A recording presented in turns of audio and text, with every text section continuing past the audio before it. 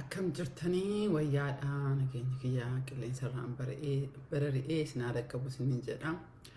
Warri karaa Feesbuukiin peejii kiyya irratti dhuftanii ilaalaa jirtan jechuudha. Of course yaanan dubbachuuf deemu yaaduma amma social media irratti naanna'aa jiru kanarraa dubbachuuf deema. Ammoo akka dhaabaatti otoo hin ta'in akka dhaabatti irratti mari'ataa waan jirruufi akka seenaatti akka intala Oromoo tokkotti akka maatii musliimarraa dhufe tokkotti akka waaqeffattuu tokkotti akka waaqa kiristaanaa maatii kiristaanaa keessaa qabu tokkotti hin dubbadhaa jechuudha. Warroonni daawwattan yaada kiyya qeeqxan hedduun ammoo ka jaallattanii komantii keessan ammoo ilaalutti jira ka dubbiin an dubbadhe garaa isin hanqattee katabdanillee hedduu galatoomaa isiniin jedha. Because gara hanqinni keessanii akka an deebi'ee xiinxalu na godhee jira. Garuu hadhaanis ka bahee ka dubbachaa jiruu fi dubbiin tuni jalqaba ka dubbachuu didee fi akka ittiin fufnee fi akka keessa hin deemnee fi amma immoo sheekoleen gariin waan dubbatan dhagahee I think xiinxala kiyyotootti kenne jedhee isinii dhufee jechuudha. Kara saniin dhufee jedhee. Video challee ofii kiyyaalleera deebi'ee ilaale jechuudha. Fakkeenyaaf video conversation waa hedduu dubbachuu dandeenya kanarratti isinii galee namni kun nama individualidha akka mataa isaatti dubbatee jedhee miidiyaan kun ammoo akkuma miidiyaa ofitti abbaa barbaade mirga qabaa fideetiin achitti gochuuni responsiin nuti kennaafii jirru akka waan dhaabatti kennaafii jirra. Gara kaaniin ammoo jechi namtichi individuaalii kun jedhee jecha hedduu miidhaa lafee ummata amantaa musliimaa jala deemuu lafee tuqee jedhee. Namichi kun ammoo ka godhee akka nam tokkotti godhee jedhee. Kanaafiyyuu deebiin nu deebisu nama maraataa maraaf akkasi ta'uu qaba tokkosanii lammata irratti ammoo akka irra deebitanii xiinxaltan ka barbaadu an bakka wanti guddaanii Haasaan sun ka jalqabe yoo yaadatan taate specifically anaa fi mallaqa uummatarraa fuudhee kana namoota mallaqa ittiin kennin kana miiliyoona walakkaa gadi miiliyoona 5 illee ka fuutee ka jedhu dhagahee jira.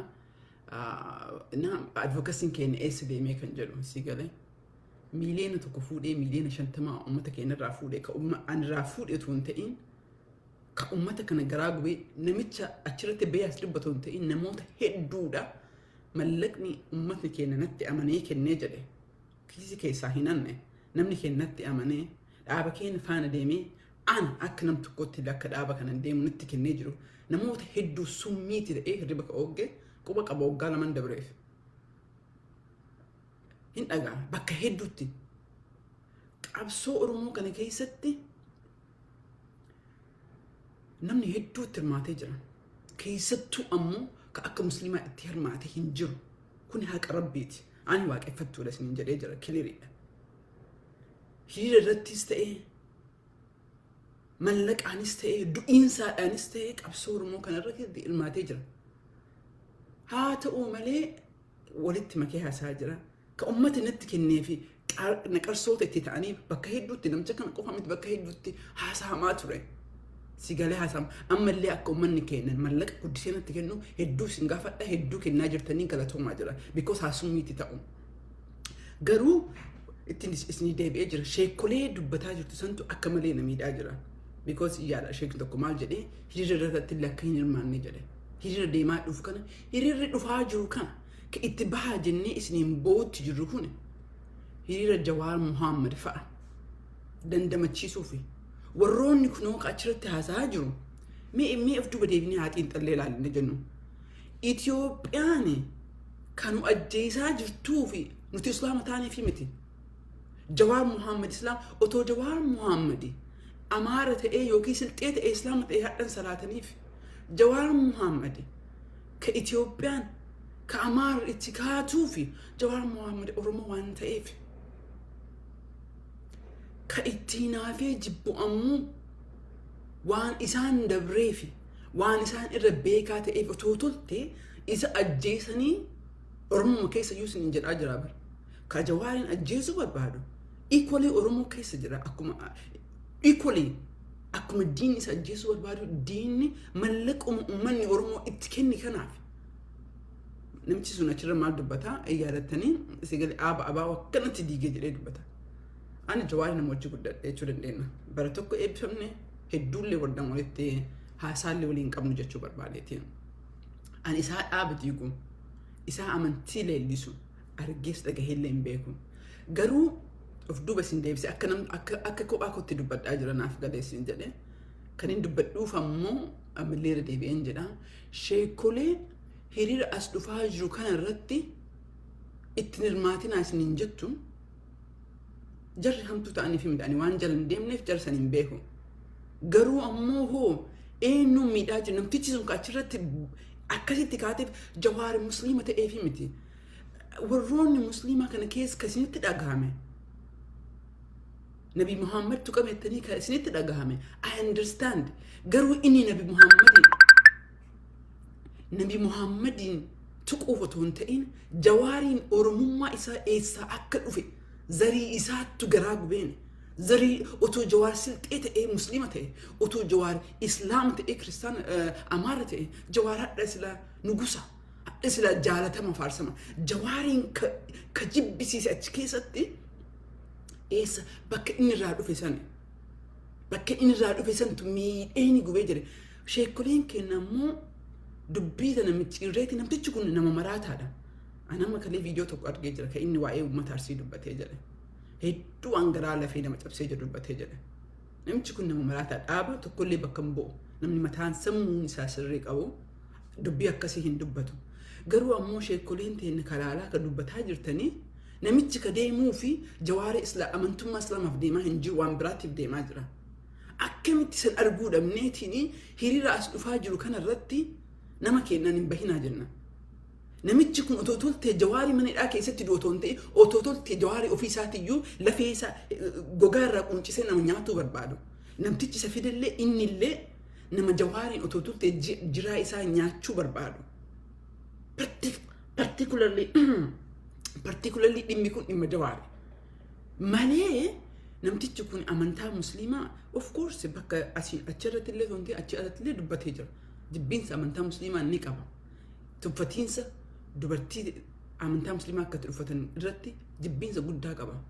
Garuu dhiiroo yeroo kana keessatti namtichi kun waa hedduu adda baasnee ilaaluu qabna. Namtichi kun eenyuuf deemaa jira? Sun very important because qabsoo kanarratti harka 70-80 yoo xiqqaatee warroonni qabsoo kan keessatti bahaa jiru warroota amantaa hordoftoota amantaa musliimaati. Kan ru'ii isaaniis gabbaraa jiranii kan mallaqa isaaniitis gabbaraa jiranii amantaa kana. So nutillee warroonni amantaa kana hordofne acknowledge goona hin beekna. Hangami warroonni Oromoon hordoftoota amantaa musliimaa qabsoo kana keessatti hangam gumaachaa jiran impaayerummaa Oromummaan amantaa musliima fudhatee jiru jibbiinsa sirna nafxeenyaa jibbiinsa irraa kan ka'e amantaa fudhatee jedhe. Oromoon dur hundinuu waaqeffataadha. Amantaa musliimaa akka fudhatee jiru jibbiinsa haftoon qabsoo Oromummaan iyyuu hafte arki guddaan achi keessatti haftee jette. In yaadadha State Departmentiitti yeroo baay'ee haasaa daddaara isinti dhufee dubbadhee jedhama. Wanti Oromoo ka adda godhu naan jedhe. Amantaa maraa wal qabatanii deemanii wanti akkasiisanii gosa biraa keessatti hin agarruu jedhe. Kun warra adiitu nuun jedha. Namtichi kun ammoo ka barbaadu akka sheekoleen ta'e of Oromoo as amantaan baastee Oromoo kiristaana irra deebi'aa. Namtichi kun churchii yookiin dhaaba representing godhu akka ilaalcha kiyyaatti mataa isaa representing godhu. Nama maraatee fayyaa hin qabnetu amantaa uummata biiliyeenaan jala deemaa jiru akkasitti tuffatee jira. Garuu inni ka isa aarse otoo Jawaar Muhammad silxee ta'e otoo Jawaar Muhammad sababraa ta'e amantaa musliimaa irraa rakkoon qabu. So sheekoleen ta'e qabsoo kana keessatti ka deemaniif iyyuu Jawaari hiriirri kun iyyuu ka bahuu qabnaan baana bahuu qabdan telefoona bilbiluu qabdan koongiresii katabuu qabdan jedhan ru'ii namicha kana hambisuu barbaanna. Akkamitti hiriira kanarra hafaa jettanii uummata gorsitan. So warroota sheekolee qofa otoo hin ta'in warroonni jala deemtanii dubbii kana islaamee ilaalaa. waggaa tokko keessatti yoo xiqqaate waggaa lamaan dabre kana keessatti bara kanaa fi bara dabre irratti Oromoo 100,000 du'ee jedhe. 100,000 mana hidhaa keessa jira. Sheekoleen tunniin gariin akkuma paasteroota amma waa'ee sheekoleen nan dubbadhu particularly waa'ee islaamaa dubbii kanarraa walitti waan dhufeef malee paasteroonni illee gaheen jira tokkuma jechuu kiyya. Hangamtuu du'iinsa nama kennaa kana hangamtu dubbataa ture waggaa lamaan dabre kana warraan as baheetiin Oromoo amantaa nu tuqe jedhee maraatti akkasii maraataan jedhu sun sirrii jedheeti miti ammallee kiliir isinii godhee jira garuu hangamtu dubbate garuu bakka Oromoo qoodansa kana Oromoo canceensa kana irratti ammoo tolee fi ajandaa isaanii harka dhiqatanii mi'eeffatanii dhufanii kan dhageeffatu baay'eetu dhufee jira akkamitti boolla nu qotamaa jiru kan akkamitti arguu dadhabnee because aaruun takkittiin gahaadha. Takkittiin haga yoomitti aartanii itti fufnee jenna. Hanga yoomii kanuma si galee akkuma farda du'ee tuman agartanii akkuma farda du'ee tumanii hanga yoomii itti fufnee jenna. Namicha kana haararraafamu jettanii warri dandeettan obviously sun akkasitti hafeetiin nuti ammoo miyoo dhugaa dubbannee jenne. Engaddaan abbootii gadaa waan Oromoo keessatti ta'een beekni abbootii gadaa 41 waliin jila abbootii gadaa fuudhanii 14 qaama jala harkinee jira ka du'anii jedhan. Otoo sheekolee teenna sheekolee ustaazu guddaa kenna Oromoo keessaa 14 qalanii akkasitti yookiin ammoo paasteroota kenna yookiin ka ortodoksii 14 otoo akkasitti ajjeesanii reeffan fidanii hadda sila warri amantaa kiristaanaa hordofu akkana cadhisee ta'a. Sila sheekolee 40 duute kun yeroo tokkoon meesin taa mul'atu jila tokko ummata tokko keessa ummanni karrayyuu jechuun ummanni Arsii mataa isaatiitti kuma miliyoona 15 ol baay'inaan karrayyuun ummata 100,000 gadi 100,000 kana jila guutuu irraa qalani cadhisnee taa'aa jirra. Yes. Nabi Muhammad kun hammam akkasin miidhan gala. Garuu maaliif du'iinsi abbootii gadaa kun isin miidhuu dhabde? Because akka Oromummaa waliin qabna. Amantaa martinoo amantaa adda addaa qabna. Gariin Musliima, gariin waaqeffata, gariin Kiristaana. Oromummaa waliin qabna. Maaliif isinitti mul'atuu dhabde? Maaliif sheekolee ta'een sanniini gorra imiinsi duuti abbootii gadaa jila abbaa gadaa yeroo tokkoon akka fixatu maaf nuti nagamuu dhabne? Because takkitti keessa manne mee dhiiroo mee isinummaan of gaaf wanni kana dubbadhaa jiruu fi baay'ee natti dhagaamee jedhe because otoo kiristaana paasterii piristii 41 yeroo tokko fixanii silaa chaarchol Oromoon Chicaagoo bakka hin jiru kanatti charchitu jira. Minnesota DC keessa charchii 6tu jira ka Oromoo waan hin beeku. Minnesota keessa charchii 2-3tu jira. Isteeta 20 kana keessa yoo xiqqaate charchii 15-20tu jira. Charchoonni kun silaa baateetiin hadda hiriira baatee jetti. Hadda silaa koongiresiin dhagaheetiin dubbatee jedha. Otoo musliimonni 40 yeroo tokko gorro amanii sheekoleen kenna otoo gorro ajjeefamanii hadda sheekoleen teenna otoo fakkeenyaaf abbootiin gadaan sun otoo amantaa musliimaa qabaatanii sheeka ta'anii namichi maraataan kun asitti Nabi Muhammadiin arrabse warri kun silaa hadda boohee hiriira baheetiin warra kanaa sagalee ta'ee jira. Ka sagalee ta'uu dhabeefammoo yes namtichi kun sirrii ta'eef miti.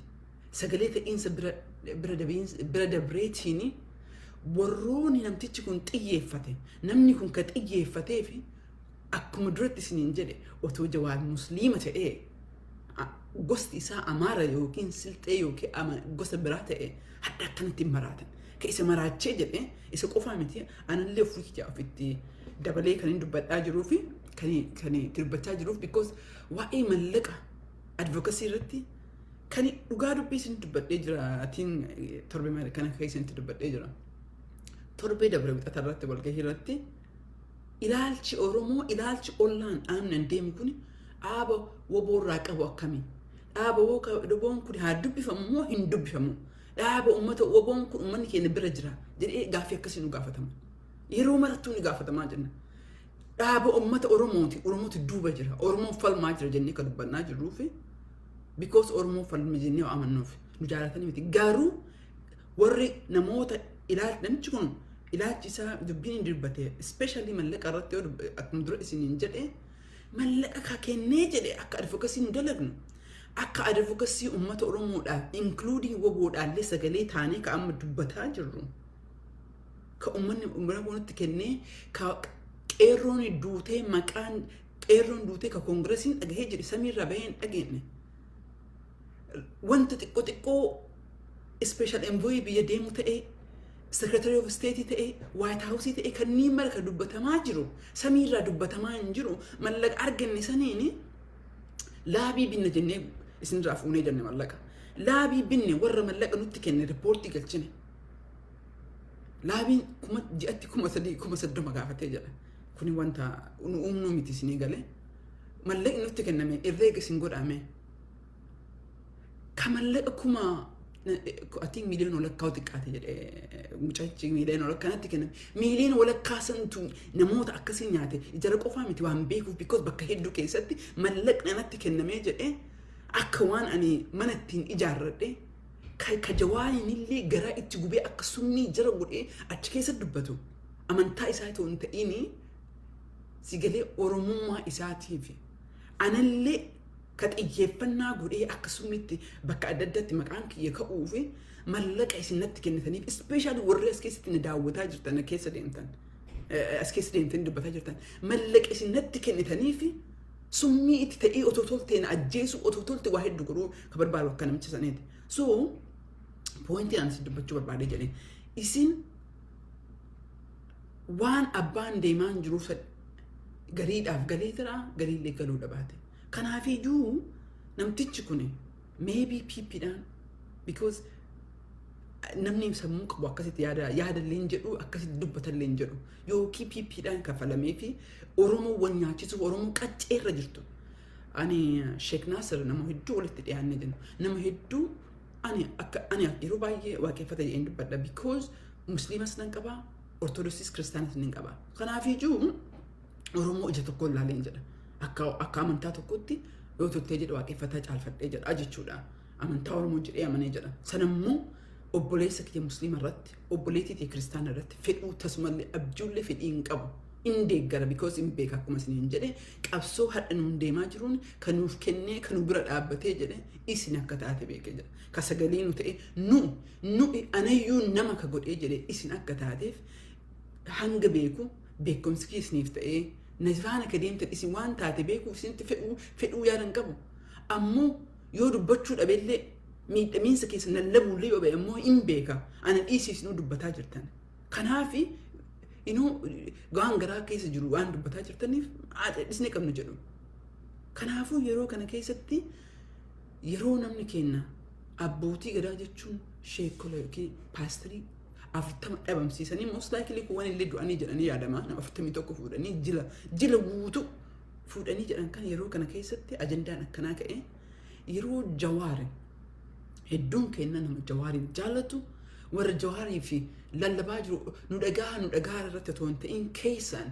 walgahii teenyu mara irratti marii goonu mara irratti marii amma dhufaa jiru kanallee mariin hin dhufa isinitti himnee jirra marii dhufu kana keessatti addunyaa Oromootti gurgurree jirra fudhatanii jiran Oromoon bakka hin qabne mariin hin jirtu amma booda yoo Oromoo isaa ofiitti of gate ofii wal nyaate diini biraa dhufe malee in fact diini nu hin jiru nuki jibani Amaara diina nutti godhan nuki jibani Tigree diina nutti godhan kan nu qalaa ture Oromoodha kan nu qalaa jiru Oromoodha ilmaan goobanaati fi akaakayyuu goobanaatti nu qalaa jira sigil otoo kana beekne silaa qabsoo keenya akkaataa itti adeemsisnu akkanaa miti dukkana keessatti qabsoon adeemtu dukkana keessatti waliin dhahanii hiriyaa ofiitiin ganda ofiitiin ijaarramaniitiin anatu si beekan hin taatu at least agaruu in kenna jirtu hin taatu because hin dubbanna because mootummaallee itti himna sigale namoonni akkasitti yaadu akkasitti deemu shororkeessitoonni sun ammoo bulchuu hin dandeettu kanaaf ilaalcha akkasii sun dabree jira yeroon isaa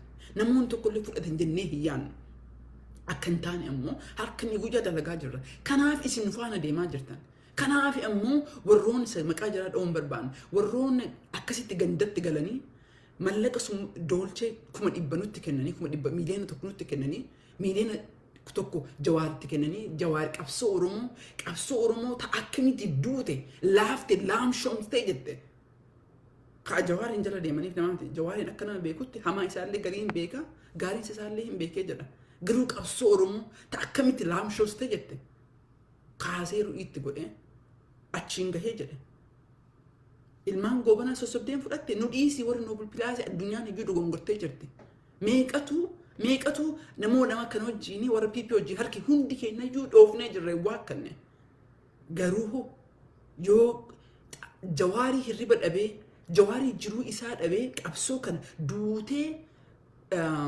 maal jedhame janaahisa taate kaasee jedhe jawaaritu qabsoo kana diige jedhee namni yaadee amanu hin jiru garuu gantuun sareen garii warra akkoo sunniin warroota haasaanii sanammoo laaltanii ajandaa musliima maraa gootanii abbootii gadaa asitti du'anii 40 jedhan dubbachuurraa dhabne in fact namtichi jawaariin ka itti qoosaa jiruu fi otoo jawaar amaara ta'ee musliima ta'ee dubbatu inni jirra otoo inni jawaar silxee ta'ee dubbatu jawaar oromoo waan ta'eef dubbate kanammoo fuuneetiin hiriira as dhufaa jiru kan irratti hin bayna yoo jedhan dhiiroo umman warra koomatti jarattillee katabdan garii keessa argee jira sigalee wanni kuni oromummaa dura amantatu dhufa absoluutli rakkoon qabu mirga keeti wanni fe'ee dhufu mirga keeti garuu kan siin jedhaa jiru obboleettii tiyya obboleessa kiyya kan siin jedhaa jiru sigalee dubbiin sun maaf kaatee dubbiin sun viidiyoo sana irra deebisee ilaaluu dandeetta jalqaba irratti uummata oromoo xiqqaatee miiliyoona walakkaa seenatti kennee jirra advokansiin oromoo eessa gahee achirraan ammoo viidiyoo Sheek Naasir dubbate san anillee argee Sheek Naasir ka dubbate otoo toltee jedha bakka hin jijjiiran namni bakka jawaaniin bakka jijjiiruu barbaadu hedduudhaan illee yoo barbaadde fudhateetiin otoo tolte jawaariin jaalladheeti miti jawaan ru'in isaa namarra guddateeti miti because inni dubbatu ummata oromoo miiliyoonota miiliyoona 50 tonte miiliyoona hundayyuu bakka bu'ee jedha kanaafi inni ofii fotoon ta'in oromoo haa jiraatu nu bakka isaa haa duunu ka jenneetiin faana deemaa jirru malee jawaaree dogongora akkuma nama kamii dogongora hedduu qaba bakka hedduu bakka waliin galletu jira bakka wal qeeqnutu jira bakka waliin hin deemnetu jira jawaareen in fact akkasitti illee waan waliin deemne illee hin qabnu garuu innantichi ka deemaa jiruu fi ajandaan akkasitti isaan gubee achirra jiru dhiiroo ajandaa musliimaa otoo hin ta'ini kan illee asitti dubbadhaa jiru namtichi sun ka deemeef ajandaa musliimaa tolte isinammoo fuutaniitiin ajandaa diinni kenna already diinni kenna piipii yeroo kana keessatti ka barbaaddu akka musliimni as dhaabatee hiriira kiristaanaa irratti hin bahina kiristaanni abbaa as dhaabateetiin dubbiin kun dubbiin udaaluu miti dubbii wallagga qofaati dubbii shanee qofaati dubbii abaawoo qofaati warri kun wan itti hirmaatina akkas godhuu barbaadu yeroo kana keessatti xiinxaluu dhabuun kenna hedduu na gargisiisee jedhe kanaafillee ammallee ka dubbadhee irra deebi'ee dubbadhaa jira dhiiroo namtichi ka dubbatee fi dhimma biraati akka ilaalcha kiyyatti wanni dubbatee dhimma biraafillee yoo ta'e dhimma biraafiyyuu inni wanuma fe'e biyyuu dubbate jawaarumaafiyyu haa deemu wanni jawaara biraa duballi jiruufillee haa deemu akkasitti amantaa san qeequu sirrii miti garuu hanqinni keenya karaa jiru ta'ee jedhe yeroo namni keenya akkasitti qalameetiin jilli tokko guutu mee yaada otoo olmaa musliimaa walitti qabamtee olmaan sun marti otoo ajjeefamtee akkam taate akkam isin dhagahamee jira olmaan sun guutuun ajjeefamtee namichi musliimaa tokko otoo kiristaan arrabse oromoon kiristaana asteettee waan biraa du'iinsa keessan dhiisteetiin namichi bari gurbaan tokko akkanatti Jesus Christiin arrabse jettee haasofte akkam isin dhagahamee jedhamee dhiiroo akkam isin dhagahama otoo si galee olmaa musliimaa 50 yeroo tokko gorraamtee warroon oromoon kiristaanaa namtichi tokko maraataan ka maybe kiristaana illee ta'uu musliima illee ta'uu dhabaata warroota musliimaa arrabsirraa haasofte sirrii miti soo kanaafiyyuu kanarrattuu kan hin jedhaa jiru dhaamsi amma isinii himee jedhe mariin amma isin dubbadhee jedhe akka seenatti isin dubbadhee jedhe garaana nyaattii fi because qabsoo kana keessatti hammam akka kafaltan hammam akka maatiin keenya kafalee maatiin keessan kafalte especially warroonni musliimaa mallaqaan hirribaan sammuudhaan warroon asseetaniitiin qabsoo kan keessa butan waanan beekuufi warreetu musliimaa jedhu dhimmi kun musliima irratti qofa waan haasaamaa jiruun jedhu malee akkasumas kiristaanos ka dubbatanii ka itti malee namoota xixiqqoo kaansarii Oromoo keessa jirtu hin jirti. Kaansariidha maqaa Oromootiin maqaa Oromootiin lallabdee jetti. Jiruu isii guutuu waggaa umriin jaraa 60 waggaa 40 dabree fi qabsoma kana lallabdee jetti. Garuu qabsoo Oromoo kanaa fi wanna Jawaar godhe godhuu dhiisi ollaa isaallee hin bulle. Otoo toltee Jawaariin quuncanii nyaachuu barbaadan maalii fi qabsoo Oromoo tana du'ii itti godhee qeerroo lafaa kaasee bakka mara jijjiirama fidee jedhan. Jijjiirama san dadhabina keenya dogongora keenya waa uummata eenyu taa'ee gonfachuu dadhabne jenne hadda deebine isgoor waan irratti kaanee jirra. Akka advocacy akka seenatti illee anillee haa ta'e haadha baatu waan nan godhonnee irraa waan godhuuf jijjiiramni dhufaa jiru ammoo waan argaa jiruuf jijjiiramni dhufeef ammoo nuuf dhufee jedhe hin beeka. Ani inni achi taa'eeti seenatu jijjiirama san nuuf fide jedhee harka naa kennuuf miti. Marii as dhufaa jiru kana irratti marii kaa hidhamtoonni ta'in keessa hin jirre. Marii Oromoon ka keessa hin jirre ka abaa'uun keessa hin jirre mariin kun fala fida jennee ka ijaanne jennee ka iyyinuu fi jara harka naa dhooftuuf miti. Jararraa immoo kireetii argachuuf miti. Oromoo irratti booda dadhabneeti amma booda qabsoon tun tadhumaati. Warroon akkoota kaansarii yeroo jalqabaatiif miti namchi kun ka dubbate. Warroon akka isaa yaadan ammoo isa qofaa miti hin beekna. So Oromoon laallee sheekureen keenya laallee waan akkanarraa of adabuu qabna. Paasteroonni keenya laalleetiin waan akkana hedduu jabeessinee qeequu qabna. Lafee namaa tuqanii jiran amantaa namaa tuqanii jiran namoonni akkanaa charchi keessa jiraatan charchi keessa ari'amu. Hoo paartii akka inni jedhutti si galee mariisa irratti akka inni jedhutti warra waboodhaa fi warra kanayyuu walitti fide ana waa hedduutu deemaa jira. Ka ijaara jalqaba ka ijaaramtu biyyi Tigraahii itti aantee Wallagga ijaara akka waan inni dhaaba kana keessatti gahee guddaa qabutti of dhiyeessee jedhe. Sigale akka dhaaba kana keessatti hariiroon TDF fi hariiroon waboo gidduu jiru ka Oromoon hin beekne akka waan inni addatti beeku. Ani garuu natti hin fakkaatu namni kun nama waboo keessa jiru natti hin fakkaatu nama amantaa kiristaanaa keessa jiru natti hin fakkaatu. Dalagaan isaa namtichi miidiyaa irra jirullee ka isa dhiyeessillee dalagaan isaa Oromoo walitti naquudha. Kanaafuu sadlaallee sheekoleen kenna waan akkanaatti kufuu hin qabnu. Warroonni amantaa kana musliima jala deemtan ka isinitti dhagahame ammoo ta'uu barbaadan ta'e bisan guutuu jalqabarraa bakka maqaan kiyya dhahameerraa bakka jalqabarraa deebitanii ta'e hanga dhumaa dhageeffachuu dandeettan.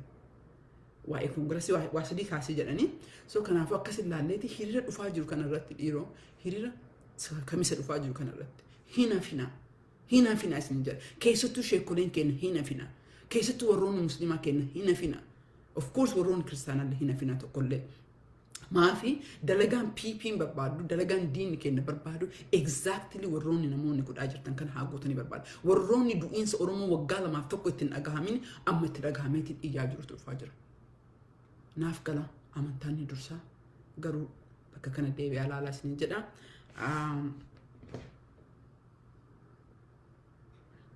Galatoomaa isin jedha. Maybe akka dhaabatti illee akkuma isin jedhe mari'achuutu jira. Seriously fudhanneetiin wanni kun qeeqamuu qaba. Garuu namni kun individualiidha akkam goonaa kan jedhutti akka boorditti mari'ataa jirra. Wanni kun baay'ee nu miidhee baay'ee nutti dhagahame jechuudha.